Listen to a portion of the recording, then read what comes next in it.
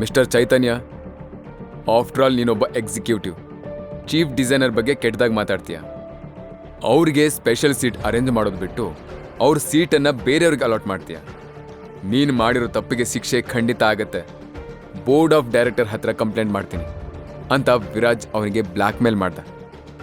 ಚೈತನ್ಯನಿಗೆ ಮೈಯೆಲ್ಲ ನಡ್ಗೋಕ್ ಶುರುವಾಯಿತು. ಅವನು ಮಾಡಿರೋ ಮಿಸ್ಟೇಕಿಂದ ಜಾಬ್ ಕಳ್ಕೊಳ್ಳೋ ಹಂತಕ್ಕೆ ಬಂದಿದ್ದ. ಸುರಭಿಗೆ ಅವಮಾನ ಮಾಡಿದ್ದು ಅಜಯ್ ಸರ್ಗೆ ಏನಾದರೂ ಗೊತ್ತಾದರೆ ಇವತ್ತೇ ಈ ಕಂಪ್ನಿಲಿ ಲಾಸ್ಟ್ ಡೇ ಆಗುತ್ತೆ. ಅವ್ರು ಮೊದಲೇ ಎಲ್ಲ ಡಿಪಾರ್ಟ್ಮೆಂಟಲ್ಲಿರೋ ಎಂಪ್ಲಾಯೀಸ್ನ ರಿಪ್ಲೇಸ್ ಮಾಡ್ತಾ ಇದ್ದಾರೆ. ನನಗೆ ಸಂಬಂಧ ಇಲ್ದಿರೋ ಕೆಲಸನ ನಾನು ಮೈ ಮೇಲೆ ಹಾಕ್ಕೊಂಡು ರಿಸ್ಕ್ ತೊಗೊಂಡೆ. ಛೇ, ಹೇಗಪ್ಪ ಇವ್ರನ್ನ ಸಮಾಧಾನ ಮಾಡಲಿ ಅಂತ ಮನಸ್ಸಲ್ಲೇ ಪೇಚಾಡ್ಕೊಂಡೆ. ಕಳೆದು ಹೋಗಿರೋ ಜ್ಯುವೆಲರಿ ಬಾಕ್ಸ್ ವಿರಾಜ್ ಕೈಗೆ ಹೇಗೆ ಬಂತು ಅಂತ ಸಂಯುಕ್ತ ಮತ್ತು ರಾಹುಲ್ ಮುಖ ನೋಡ್ಕೊಂಡ್ರು. ವಾಟ್, ಈ ಬಾಕ್ಸಲ್ಲಿ ಜ್ಯುವೆಲರಿ ಇದೆಯಾ? ಜೋಕ್ ಮಾಡ್ತಾ ಇಲ್ಲ ತಾನೇ? ನನಗೆ ನಂಬಿಕೆ ಬರ್ತಾ ಇಲ್ಲ. ಬಾಕ್ಸ್ ಓಪನ್ ಮಾಡಿ ತೋರಿಸು.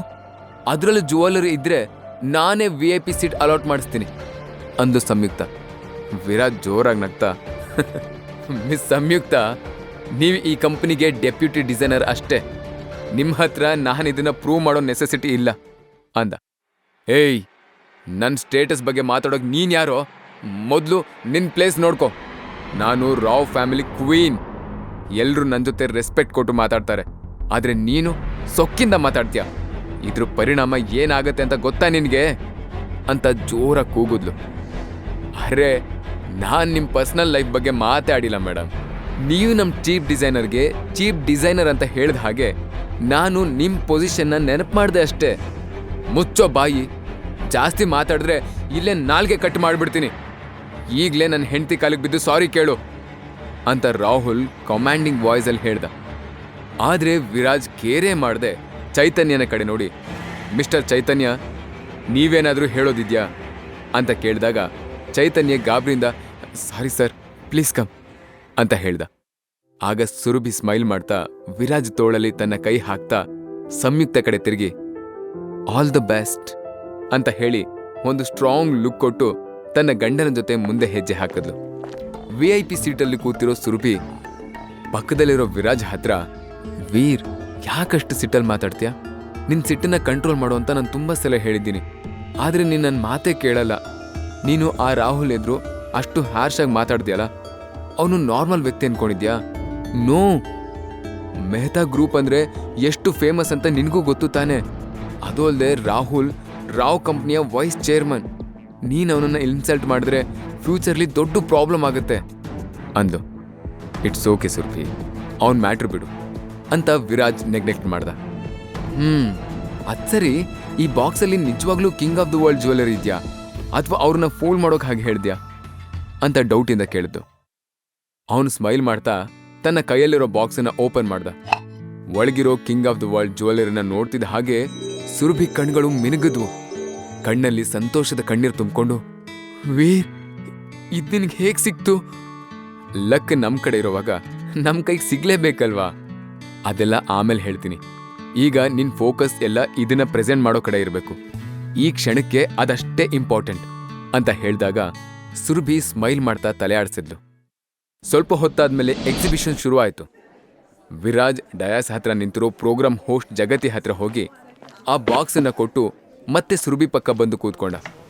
5 ನಿಮಿಷದ ನಂತರ ಜಗತಿ ಸ್ಟೇಜ್ ಮೇಲೆ ಹೋಗಿ ಕೈಯಲ್ಲಿ ಮೈಕ್ ಹಿಡ್ಕೊಂಡು, hello everyone, welcome to Rao family group exhibition sparkle showcase ಅಂತ ಹೇಳಿದಾಗ ಎಲ್ಲರೂ ಜೋರಾಗಿ ಕ್ಲಾಪ್ ಮಾಡಿದ್ರು.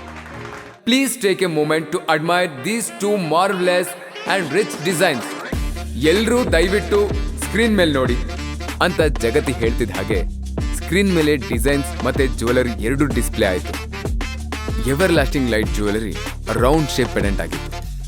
ಆ ಪೆಡೆಂಟ್ ಮಧ್ಯೆ ಇರೋ ಬ್ಲೂ ಕಲರ್ ಡೈಮಂಡ್ ತುಂಬಾ ಅಟ್ರಾಕ್ಟಿವ್ ಆಗಿ ಕಾಣಿಸ್ತಾ ಇತ್ತು. ಹಾಗೆ ಅದ್ರ ಸುತ್ತ ಇರೋ ಸಣ್ಣ ಸಣ್ಣ ಸಿಲ್ವರ್ ಕಲರ್ ಡೈಮಂಡ್ಸ್ ಆ ಪೆಡೆಂಟ್ಗೆ ಸ್ಟನ್ನಿಂಗ್ ಲುಕ್ ಕೊಡ್ತಾ ಇತ್ತು. ಇನ್ನೊಂದು ಕಡೆ king of the world jewellery locket ಮಧ್ಯೆ ಗ್ರೇ ಕಲರ್ ಡೈಮಂಡ್ ಪೆಡೆಂಟ್ ಇತ್ತು. ಅದ್ರ ಸುತ್ತ ಇರೋ ಸ್ಟೋನ್ಸ್ ಕಾಮನ ಬಿಲ್ಲಿನ ಹಾಗೆ ಹೊಳಿತಾ ಇತ್ತು. ಡೈಮಂಡ್ ಕಟ್ಟಿಂಗ್, ಫಿನಿಶಿಂಗ್ ಎಲ್ಲ ಪರ್ಫೆಕ್ಟ್ ಆಗಿತ್ತು. ಅಲ್ಲಿ ಬಂದಿರೋ ಎಲ್ಲ ಗೆಸ್ಟ್ಸ್ ಇವೆರಡರ ಮಧ್ಯೆ ಇರೋ ಡಿಫ್ರೆನ್ಸ್ ಅನ್ನ ಬೇಗ ಐಡೆಂಟಿಫೈ ಮಾಡಿದ್ರು.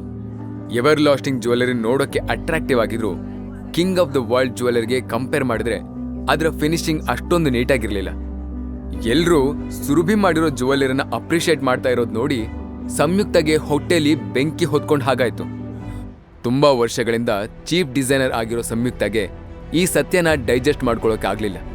ಅವಳಿಗೆ ಅವಮಾನ ಆಗ್ತಾ ಇರೋದು ನೋಡಿ ರಾಹುಲ್ಗೆ ತುಂಬಾ ಸಿಟ್ಟು ಬಂತು. ತಕ್ಷಣ ತನ್ನ ಸೀಟಿಂದ ಎದ್ದು ಹೋಗಿ ಜಗತಿ ಕೈಯಲ್ಲಿರೋ ಮೈಕ್ನ ಕಸ್ಕೊಂಡ. ಅವನ ಬಿಹೇವಿಯರ್ ನೋಡಿ ಎಲ್ರಿಗೂ ಶಾಕ್ ಆಯ್ತು. Hello everyone, ever lasting light design ಅನ್ನ ನನ್ನ ವೈಫ್ ಸಂಯುಕ್ತ ರಾವ್ ಡಿಸೈನ್ ಮಾಡಿರೋದು. ನಾನು ನಿಮ್ಮ ಹತ್ರ ರಿಕ್ವೆಸ್ಟ್ ಮಾಡ್ಕೊಳ್ತಾ ಇದ್ದೀನಿ, ಮತ್ತೊಂದ್ಸಲ ಎರಡೂ ಜುವೆಲ್ಲರಿನ ಚೆಕ್ ಮಾಡಿ ನಂತರ ಡಿಸಿಷನ್ಗೆ ಬನ್ನಿ. ಇಲ್ಲಿ ಒಬ್ಬ ಒಳ್ಳೆ ಡಿಸೈನರ್ಗೆ ಮೋಸ ಆಗೋದು ನನಗಿಷ್ಟ ಇಲ್ಲ ಅಂತ ವಾರ್ನ್ ಮಾಡ್ದ. ಅವನ ವಾರ್ನಿಂಗ್ ಕೇಳಿ ಎಲ್ರಿಗೂ ಭಯ ಆಯಿತು. ಯಾಕಂದ್ರೆ ಮೆಹ್ತಾ ಫ್ಯಾಮಿಲಿ ಎಷ್ಟು ರಿಚ್ ಅಂತ ಎಲ್ರಿಗೂ ಗೊತ್ತಿತ್ತು. ಅವನ ಮಾತಿಗೆ ಎದುರು ಮಾತಾಡೋ ಧೈರ್ಯ ಯಾರಿಗೂ ಇರಲಿಲ್ಲ. ಇಷ್ಟು ತನಕ ಎಲ್ಲರೂ king of the world best ಅಂತ ಹೇಳ್ತಾ ಇದ್ದವರು ಸಡನ್ ಆಗಿ ಸಂಯುಕ್ತ ಮಾಡಿರೋ ಡಿಸೈನ್ ಬೆಸ್ಟ್ ಅಂತ ಹೇಳೋಕೆ ಶುರು ಮಾಡಿದ್ರು. ವೆಲ್, ಇಲ್ಲಿ ಬಂದಿರೋ 300 ಜನರ ಪೈಕಿ 230 ಜನರು ಎವರ್ ಲಾಸ್ಟಿಂಗ್ ಲೈಟ್ ಜ್ಯುವೆಲ್ಲರಿಗೆ ವೋಟ್ ಮಾಡಿದ್ದಾರೆ.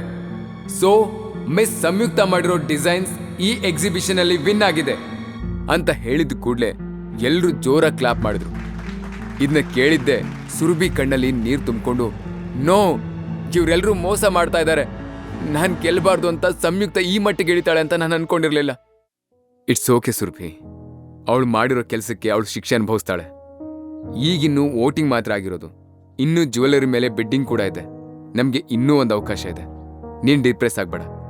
ಯಾರ್ಯಾರು ರಾಹುಲ್ಗೆ ಹೆದರಿ ವೋಟ್ ಮಾಡಿದಾರೋ ಅವರೆಲ್ಲರೂ ತಮಗೆ ಇಷ್ಟ ಇಲ್ಲದೆ ಇರೋ ಜ್ಯುವೆಲ್ಲರಿನ ಪರ್ಚೇಸ್ ಮಾಡಲ್ಲ ಅಂತ ವಿರಾಜ್ ಕಾನ್ಫಿಡೆಂಟ್ ಆಗಿ ಹೇಳ್ದ. ಮನ್ಸೊಳಗೆ ಭಯ ಇದ್ರು ವಿರಾಜ್ ಮಾತು ಸುರಭಿಗೆ ಧೈರ್ಯ ಕೊಡ್ತಾ ಇತ್ತು. ಸ್ಯಾಡ್ ಫೇಸ್ ಮಾಡ್ಕೊಂಡಿರೋ ಸುರಭಿ ಮುಖ ನೋಡಿ ಸಂಯುಕ್ತ, ನನ್ ಮೊದ್ಲೇ ಹೇಳ್ದೆ ನೀನ್ ಮಾಡಿರೋ ಜ್ಯುವೆಲ್ಲರಿ ಒಳ್ಳೆ ಕ್ವಾಲಿಟಿದಲ್ಲ ಅಂತ.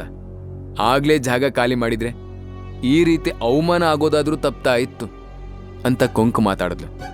ಆಗ ಸುರಭಿ, ಲುಕ್ ಸಂಯುಕ್ತ, ನೀನು ಈ ಕಾಂಪಿಟೇಷನ್ ಅಲ್ಲಿ ಗೆಲ್ಲೋದು ಇಂಪಾಸಿಬಲ್. ಯಾಕಂದ್ರೆ ಈಗಿನ್ನೂ ವೋಟಿಂಗ್ ಆಗಿದೆ. ಬಿಡ್ಡಿಂಗ್ ಅಲ್ಲಿ ನಿನ್ ಹಣೆ ಬರ ಏನು ಅಂತ ಗೊತ್ತಾಗುತ್ತೆ. ಸಂಯುಕ್ತ ಜೋರಾಗಿ ನಗ್ತಾ, ಏನ್ ಸುರಭಿ ನೀನ್ ಮಾಡಿರೋ ಆ ಗುಜ್ರಿ ಲಾಕೆಟ್ಗೆ ನನ್ನ ಜ್ಯುವೆಲ್ಲರಿಗಿಂತ ಹೆಚ್ಚಿಗೆ ವ್ಯಾಲ್ಯೂ ಇದೇನೋ ಭ್ರಮೇಲಿದ್ಯಾ? ಅಂದ್ರೆ ನಾನ್ ಡಿಸೈನ್ ಮಾಡಿರೋ ಒಡವೆ ಸುಮ್ನೆ ಕಾಣೆ ಆಯ್ತಾ? ಅದು ಸರಿನೇ. ನಿಂಗೆ ಯಾಕೆ ಸುಮ್ಮನೆ ಬೇಜಾರು ಮಾಡ್ಲಿ? ನಿಜಕ್ಕೂ ನಿನ್ನ ಲಾಕೆಟ್ ತುಂಬಾ ಯೂನಿಕ್ ಆಗಿದೆ ಅಂತಾನೆ ಇಟ್ಕೋ. But no use. ಯಾಕೆ ಗೊತ್ತಾ, ನನ್ನ ಹತ್ರ ಹಣ ಇದೆ, ನಿನ್ನ ಹತ್ರ ಇಲ್ಲ. ಕೇವಲ ಪಾಕೆಟ್ FM ನಲ್ಲಿ ಈಗಲೇ ಡೌನ್ಲೋಡ್ ಮಾಡಿ ಹಾಗೂ ಕೇಳಿ ವಿರಾಜ್ನ ಅದ್ಭುತ ಕತೆ ವೀರಮಾಣಿಕ್ಯ. ಲಿಂಕ್ ಡಿಸ್ಕ್ರಿಪ್ಷನ್ ನಲ್ಲಿ ಇದೆ.